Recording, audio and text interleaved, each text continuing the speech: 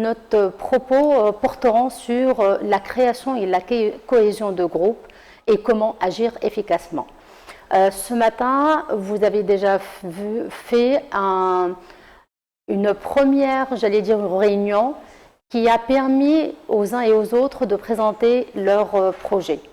Et la sélection, je dirais, qui a été faite, est un moyen pour pouvoir pousser, motiver les uns et les autres pour joindre les autres et développer les projets présentés. Ce qu'il faudrait savoir pour pouvoir parler du groupe, éventuellement, c'est du développement. Le développement qui agit, sur le plan individuel, 2, sur le plan du groupe. Et nous ne pourrions nullement parler de groupe ou de cohésion de groupe, si vous voulez, si on n'a pas en tête cette vision commune. Et la vision commune se baserait sur un projet qui a été déjà bien défini, qui a du sens et qui permet à chacun de s'impliquer. La première des questions qu'il faudrait se poser, c'est que moi, sur le plan individuel, comment je pourrais présenter les compétences que j'ai pour que je puisse intégrer tel ou tel groupe. Une fois que cela est fait, il faudrait se poser la question, comment je ferai en sorte que ma valeur ajoutée serait réellement une valeur distinctive pour le groupe là où je suis intégré. Ceci dit, dans tous les groupes, nous n'avons nullement tous et toutes les mêmes compétences. Et chaque compétence pourrait être considérée par les uns et les autres comme étant cette valeur ajoutée dont je viens de vous citer. Quand on a un produit à présenter et que les autres probablement n'ont pas d'idée sur ce produit-là, il faudrait savoir présenter ce produit, dire que dans ce système d'information, ce produit va servir à telle et à telle chose. Donc là, nous sommes cernés plus sur les objectifs. Et en parlant des objectifs, il faudrait que je vous dise 2 choses. On a les objectifs généraux d'une part et les objectifs spécifiques d'autre part. Pour les objectifs généraux, là j'avais parlé de la vision commune et là ça rejoint à juste titre ces objectifs d'une manière générale. Pour quelle raison? Parce que chacun d'entre vous, chacun des membres du groupe vont intégrer un groupe et donc ils doivent obligatoirement savoir quelle est la vision commune de ce groupe-là, sur quoi ils vont travailler et jusqu'à quel point ils vont mener leur projet jusqu'à ce qu'ils voient le jour. Pour ces objectifs, on doit, et nous devrions, tous les membres du groupe, se poser des questions. En langue française, on appelle ça les questions GPS. En langue anglaise, on parle des 5W. Et donc, pour ces questions GPS, ce sont des questions qui vont nous permettre de nous orienter, de dire que voilà, on va prendre telle route pour arriver à telle station et œuvrer ensemble afin d'atteindre ces objectifs. Alors, les questions GPS, à savoir le qui, le quoi, à qui je m'adresserai, pour quelles raisons, quand et comment. Si tous et toutes nous sommes capables de répondre à toutes ces questions en ayant la même vision des choses, c'est-à-dire que nous avions déjà préparé notre mission à accomplir, à savoir le projet que vous êtes en train de mener ensemble. Et donc, le problème, ou si vous voulez, la problématique du départ serait explicitée, parce que nous avions répondu tous et tous à la même problématique. Ceci dit, au mieux encore, cela nous permettrait de réfléchir ensemble à la même problématique. Et donc, pour les uns et les autres, sur le plan individuel, on va se sentir plus épanoui parce que nous sommes en train de réfléchir sur la même thématique. Et donc, le fait de réfléchir ensemble, cela dirait que nous sommes engagés et chacun de nous va être responsabilisé par rapport aux tâches qu'il va essayer de développer ou encore essayer d'éclaircir les uns par rapport aux autres. Vous tous et toutes, vous travaillez sur une thèse. Vous êtes en train de mener un projet. La thèse, c'est un projet. Et comme tout projet, il ne nécessiterait pas uniquement des objectifs généraux, mais aussi des objectifs spécifiques qui montrent, 1, votre motivation, 2, toute la recherche que vous avez effectuée en passant par l'état des lieux, les différents types de questions que vous vous êtes posées, la veille stratégique que vous aviez mis en place pour pouvoir suivre ce projet-là. Et donc, du coup, on retrouve les objectifs spécifiques de chacun de vous. Et pour que vous puissiez justement fédérer l'équipe, il faudrait que vous parliez de vos objectifs spécifiques. Donc, notre point de départ, c'était la vision du groupe. 2, nous avions défini les objectifs généraux et les objectifs spécifiques. 3, nous avions réfléchi sur notre motivation et nous avions parlé aussi des objectifs à atteindre. Et 4, je dirais que nous sommes maintenant capables de fédérer une équipe. Alors, peut-être, je dirais que les uns et les autres se disent que, mais on ne se connaît peut-être pas. Mais comment on va faire pour fédérer une équipe alors que jusque-là, mais on n'a pas vraiment eu le temps pour discuter, pour pouvoir développer notre vision des choses, pour pouvoir dire quels sont nos objectifs d'une manière spécifique. À juste titre, si chacun de vous va dire où il va, en répondant aux questions GPS, il y a de la motivation qui va naître de la part des uns et des autres et qui permettrait de démontrer l'intérêt pour le travail, de la reconnaissance et l'autonomie, et donc au-delà de toutes les conditions de travail que vous êtes en train de mener, parce que là vous êtes en ligne, vous n'êtes pas en présentiel, etc.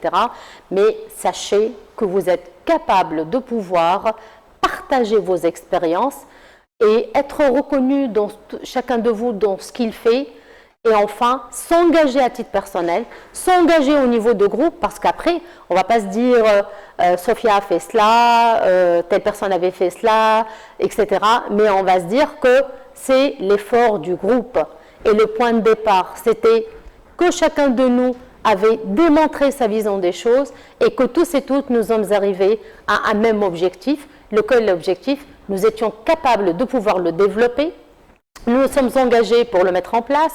3, nous avions fait de notre mieux de manière à ce que d'ici demain, on commence le travail, ou tout à l'heure, vous commencez le travail et avoir les fruits d'ici la fin de la semaine. Les doctorales, c'est un moment de plaisir et de partage.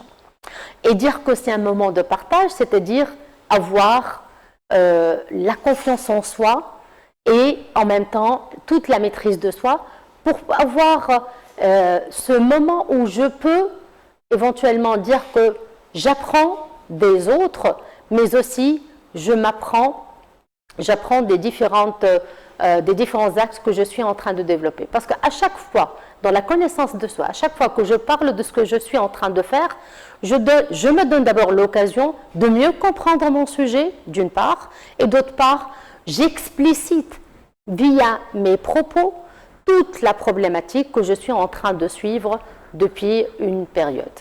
Alors, une fois donc la question de l'objectif et du sens posée, maintenant, il faut apprendre à se connaître pour bien travailler ensemble. Mais, tel que je vous l'ai dit tout à l'heure, mais comment faire pour pouvoir se connaître assez rapidement? Certainement, les uns et les autres, vous pourriez remarquer qu'il y ait de la compétence chez l'un et chez l'autre. Vous avez des petits moments via ce que vous aviez fait ce matin en présentant vos projets, et donc les uns et les autres ont déjà une idée sur ce qu'ils ont, sur quoi ils ont travaillé et jusqu'à quel objectif ils veulent y arriver. Donc, maintenant que le cadre est cerné, que les objectifs sont fixés, la vision du groupe, c'est de pouvoir atteindre les mêmes objectifs ou le même objectif. Pour cela, vous allez consacrer du temps à parler ensemble pour se connaître d'une part et en même temps aussi partager vos connaissances, partager votre savoir-faire. Alors, en parlant des savoirs, à juste titre, là, je me base sur les compétences. Tel que vous le savez, on fait la différence entre les compétences et les capacités. Dans les compétences, quand on est au sein d'un groupe, il faudrait que nous les connaissions ou les reconnaissons. D'accord? Alors, les compétences, c'est l'ensemble des savoirs qui se situent, 1, au niveau du savoir-faire, 2, du savoir-dire, 3, du savoir. Alors, j'aurais aimé que vous soyez en présentiel et je vous aurais posé la question directement. Donc, le dire, le faire et l'agir. D'accord? L'agir, c'est-à-dire dans le savoir-être. Comment vous pourriez développer votre leader, le leader qui est en vous, comment vous allez le laisser s'exprimer pour pouvoir fédérer les autres. Par contre, de l'autre côté, c'est la capacité, c'est-à-dire votre aptitude à pouvoir faire une action. Habituellement, on a l'habitude peut-être de travailler ensemble. Aujourd'hui, on se retrouve au sein d'un groupe. Non seulement au sein d'un groupe, mais au sein d'un groupe dont on ne connaît personne peut-être. Et donc, comment pouvoir être au sein de ce groupe, pouvoir travailler et atteindre un même objectif.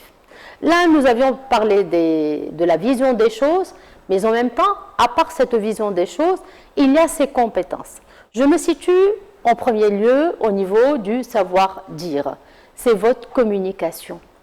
Comment vous allez communiquer avec les membres de votre groupe?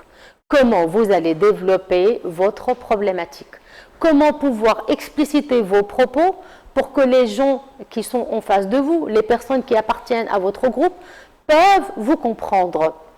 Et là, bien entendu, il faudrait que votre argumentation soit claire, que vous donneriez des arguments logiques, raisonnables, qui soient basés sur des exemples pour que vous puissiez atteindre votre objectif.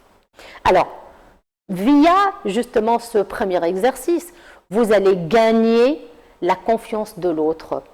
Et si vous arrivez à faire cela, soyez certain que toutes les personnes qui font partie de votre équipe vont pouvoir collaborer avec vous, coopérer pour pouvoir développer la même problématique. Si je me situe maintenant au niveau du savoir-faire, chacun de vous a ses propres compétences, chacun de vous a suivi une spécialité et chacun de vous est en train d'œuvrer pour la faire, pour terminer, clôturer une thèse sur une spécialité. Et cette spécialité n'est pas forcément celle de votre collègue, ami qui fait partie de votre équipe ou de votre coéquipier. Et donc, la moindre des choses, quand on fait des spécialités assez différentes, de vulgariser le concept pour que celui qui vous écoute, votre récepteur, serait dans cette fonction conative, explicative et comprendrait votre message. Le point de départ jusqu'à où vous voudriez arriver. Et là, si on part sur une thèse scientifique, ça ne va pas être le cas pour des personnes qui sont dans les sciences humaines. Ça ne va pas être la même chose pour des personnes qui sont dans la civilisation anglaise ou dans la civilisation française, ou d'autres qui travailleraient sur le marketing ou la finance ou la comptabilité ou que sais-je encore. Donc du coup, essayez de vulgariser votre problématique afin que celui qui vous écoute comprend sans effort considérable votre objectif final. Donc, c'était mon point de départ, comment pouvoir développer cette problématique, après pouvoir communiquer, et là, votre savoir-faire, donc je disais que donc c'est les compétences que vous avez. Alors, si nous ne connaissons pas les personnes, il y a des compétences que nous pourrions voir, d'accord? Voir, remarquer, parce que nous sommes des observateurs. Si ce n'est pas le cas, il faudrait le démontrer à travers son discours. Et là, je pourrais vous donner quelques exemples des 12 compétences dont on a besoin quand on travaille en groupe. D'une part, les compétences techniques, c'est-à-dire les hard skills, et du moment qu'on parle des hard skills, c'est-à-dire le point de départ de votre sujet ou de votre projet ou de votre thèse. De l'autre côté, nous avons toutes les compétences dont on a besoin pour développer son moi, le MOI, que votre moi soit scientifique, culturel, social, politique, etc. Nous ne sommes pour autant entrés dans les détails. Mais ce moi a des compétences personnelles.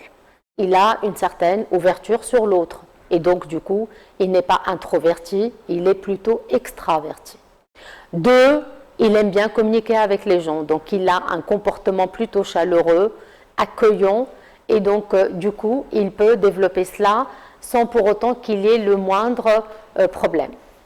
3, dans les compétences relationnelles aussi, il n'a pas de problème d'aller vers l'autre, de lui poser des questions, d'être curieux aussi et de lui dire que voilà, moi je suis motivé par telle et telle problématique et depuis des années je suis en train de travailler là-dessus. Et vous, j'imagine que vous avez certainement une valeur ajoutée, vous pourriez m'aider en cela. à part ces compétences sur le plan relationnel, on pourrait ajouter les compétences que vous avez sur le plan managériel. Et là, puisque vous êtes en équipe, donc du coup, il y a toujours un lead dans une équipe, il y a quelqu'un qui va mener les actions sans pour autant qu'il soit, excusez le terme, le manager, parce qu'il est le lead. Et là, on fait la différence entre un manager et un leader, parce que d'une part, le premier va donner des directives, alors que nous ne sommes pas dans cette perspective, puisque nous partageons tous et toutes la même vision du monde, les mêmes objectifs, et en même temps, on va développer une même idée pour pouvoir avoir un projet finalement qui aboutit à des résultats pour l'équipe, pour le groupe. Et donc ce lead doit fédérer l'équipe et non pas donner des ordres. Alors cette fédération se fait de deux manières, si vous voulez. Un, en recueillant les différentes propositions des différents membres. Deux, en proposant de discuter cela. Et trois, c'est la finalité de ces deux propositions. Trois, c'est le fait de trouver un terrain d'entente entre les différents membres de la même équipe pour finir sur la même problématique ou sur le même l'idée de projet sur laquelle vous allez travailler. Et donc, on va avoir les 3 C, une bonne coopération, une bonne collaboration et 3, une confiance instaurée entre les différents membres de l'équipe. Via ces 3 C, on peut dire aussi qu'il y a en même temps de l'ambiance qui se crée. Et quand il y a de l'ambiance, on peut viser 2 axes, à savoir l'efficacité du groupe et l'efficience des résultats. Si nous avons ces 2 axes-là, soyez certains que ces 3 C que je viens de vous citer puissent faire naître une certaine synergie de groupe et cette synergie donnerait lieu à une motivation pendant ces journées, à une écoute active pendant les ateliers et finalement à pouvoir s'inspirer les uns des autres pour pouvoir donner plus et exploiter toutes les compétences que nous avons afin d'arriver à un même objectif. La création de groupe et le travail en groupe n'est pas chose facile.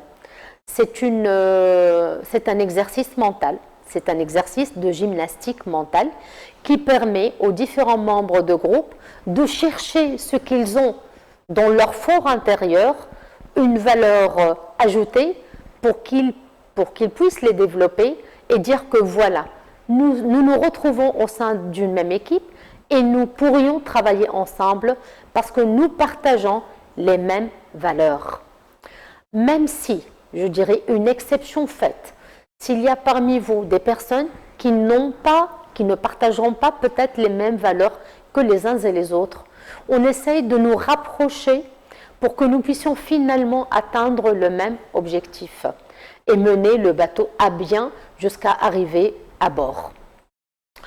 En même temps, de ce que je disais, c'est-à-dire tout le processus qui commence par une réflexion ensemble de nos objectifs, aussi bien généraux que spécifiques, et le résultat de ces objectifs-là, nous pourrions dire aussi que, en même temps que je me reconnais, je dois, pendant ces journées, reconnaître les compétences de mes collègues et de mes amis, et pouvoir exploiter chez les uns et les autres ce qui pourrait être considéré comme étant une valeur distinctive. Si je reviens aux compétences que j'étais en train de vous citer, c'est-à-dire les compétences techniques, les hard et les soft de l'autre côté, je pourrais vous dire ou ajouter que les valeurs distinctives se situent au niveau des soft skills. Pour quelle raison? Parce que c'est la source qui puisse permettre à chacun de nous de rajouter à chaque fois des informations qui puissent nourrir nos échanges. Et l'échange, c'est la source qui va permettre de faire jaillir les idées des uns et des autres. Les idées, on en a. Chacun de vous a ces idées-là. Chacun de vous pourrait, à titre personnel, à titre individuel, de pouvoir les développer. Mais comment pouvoir les véhiculer en tant que message pour que tous les présents avec nous, tous les collègues, puissent pouvoir partager notre vision. Un premier tour de table, un premier échange, si vous voulez, un partage d'expérience, et c'est ainsi que cette valeur distinctive va être mise en relief et dire que voici sur quoi j'ai travaillé, voici l'objectif sur lequel j'aimerais bien travailler et comment pouvoir nourrir via nos échanges tout le dialogue qui puisse nous permettre de mettre en relief notre projet et arriver à un but en commun.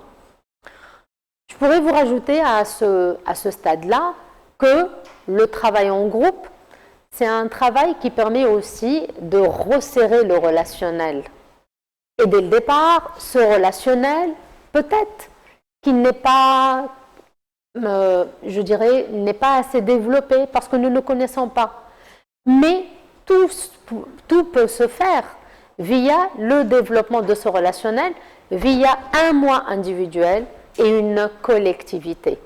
Donc n'hésitez pas à partager, n'hésitez pas à développer vos points de vue, n'hésitez pas à dire quels sont peut-être ou quel est le questionnement qui puisse vous mener à ne pas arriver à l'objectif qui a été développé par les uns et les autres. Si vous allez faire cela, vous allez vous rendre compte qu'il n'y a pas de frustration sur le plan individuel. Bien au contraire, il y a un développement de compétences qui se fait au fur et à mesure. Et ce développement pourrait en finir sur deux résultats, je dirais. Sur le plan personnel, il y a de la satisfaction. Sur le plan de la collectivité ou du groupe, il y a de la motivation, il y a de l'ambiance, il y a de l'efficacité. Et d'une manière générale, cela va marquer la synergie de groupe, le fait d'atteindre les objectifs, le fait de pouvoir développer le projet et finir par des résultats positifs. Un dernier point peut-être sur lequel j'insisterai, c'est le fait de se dire que du moment que notre vision serait la même, du moment que pendant ces journées, nous sommes en train de travailler sur le même objectif, c'est-à-dire pendant des doctorales, on essaie de développer l'état d'esprit des jeunes chercheurs aujourd'hui pour qu'ils puissent parler de leur projet, mais en même temps de mettre en relief leur thèse et de se dire que nous sommes capables d'arriver à un objectif quand on est cerné ou quand on est disposé à travailler ensemble. C'est l'effet contamination positive. Assez souvent, le terme contamination est utilisé dans son sens assez large, médical, j'allais dire, plutôt négatif. Mais dans les sociétés de consommation, quand on utilise le terme contamination, il est utilisé dans son sens positif. Et c'est pour cela que je vous invite à avoir cette contamination positive les uns des autres, les uns aux autres, avec les autres, pour qu'il y ait toujours de la motivation, un certain dynamisme, de l'énergie, pour que les uns et les autres rajoutent à chaque fois à la sauce quelques ingrédients et pour qu'ils puissent arriver à un objectif en commun. Le travail en groupe, mesdames et messieurs, est un processus à respecter. C'est un processus qui commence par l'individuel pour aller vers la collectivité. C'est un processus qui commence par le moi pour aller vers les autres ou vers l'autre avec un grand A. Et si on part de ce principe-là, on doit, chacun de nous, pouvoir d'abord se présenter, dire qui il est et quelles sont ses compétences. Une fois que nous sommes capables de développer cela, nous arrivons au même point, à savoir la valeur ajoutée de chacun de nous au groupe. Et la synergie de groupe va faire que toutes ces valeurs ajoutées font que nous pourrions travailler ensemble. Parce que chacun de nous a sa propre spécialité. Chacun de nous a sa propre vision des choses. Et chacun de nous, jusqu'aujourd'hui, a pu avancer. Et la sélection qui a été faite aujourd'hui, c'est si vous voulez, un exercice qui a permis à chacun d'entre vous, de dire voici mon sujet, voilà sur quoi je suis en train de travailler et j'aimerais travailler avec vous parce que j'ai une valeur ajoutée. au même moment, parce que vous êtes plusieurs groupes, et à la fin, il faudrait qu'il y ait un groupe gagnant, peut-être, ou certes, je dirais, mais tous et toutes, vous allez être les gagnants, parce que ne serait-ce que cette énergie de groupe, ne serait-ce que le fait que vous vous connaissez, que vous avez fait la connaissance des uns et des autres, cela va vous permettre, vous n'appartenez pas à la même, géographiquement, à la même collectivité, et là déjà, c'est une valeur ajoutée. Parce que vous allez vous inspirer les uns des autres et arriver à une même vision des choses, à un même objectif. Donc, s'il vous plaît, essayez de suivre ce processus. D'abord, essayez de faire un tour de table là où vous allez vous présenter, où vous allez parler de votre moi personnel. D'accord? Pour comme ça va être un premier exercice de brise-glace. 2, essayez après de définir chacun de vous les objectifs, afin que vous auriez les mêmes objectifs généraux. Puis, chacun de vous, s'il a un questionnement, qu'il le fasse, parce qu'après, ça va être trop tard. Le mieux serait que vous le fassiez dès le départ pour que vous arriviez au même résultat. 3, n'oubliez pas que vous êtes dans un esprit de collaboration, de coopération, afin de gagner la confiance. Donc les 3 C. Une fois que vous développez cela, dites-vous bien quelle serait maintenant ma valeur ajoutée. Qu'est-ce que je pourrais faire au niveau du groupe pour qu'on puisse être un groupe, une équipe soudée qui va arriver au même résultat. 4e, et là c'est très important, chacun de vous a sa propre valeur distinctive et cette valeur distinctive va essayer de motiver les uns des autres et être considérée comme étant une richesse. Cette richesse ferait qu'à chaque fois, essayez de vous écouter les uns les autres, partagez ensemble, rajoutez les informations que vous avez et soyez surtout organisés. Et cette organisation me mène à parler des capacités d'une part, des compétences de l'autre part, vos compétences techniques, vos compétences personnelles, relationnelles, managériales, linguistiques, informatiques, etc. Tout cela, vous devriez l'utiliser afin de pouvoir arriver à un seul résultat, le fait d'avoir la capacité ou l'aptitude d'être une équipe, d'assurer la cohésion de cette équipe ou de ce groupe et arriver à atteindre un objectif. Lequel objectif? Celui de l'AUF, c'est le fait de développer votre esprit entrepreneurial, le fait de pouvoir mettre en place un projet qui finira par voir le jour quand vous terminez ces journées de doctoral. Et finalement, n'oubliez pas que la synergie, la motivation, l'écoute, la confiance en soi et en l'autre pourrait conduire chacun de vous à atteindre les objectifs d'une manière individuelle et d'une manière de groupe ou de cohésion de groupe.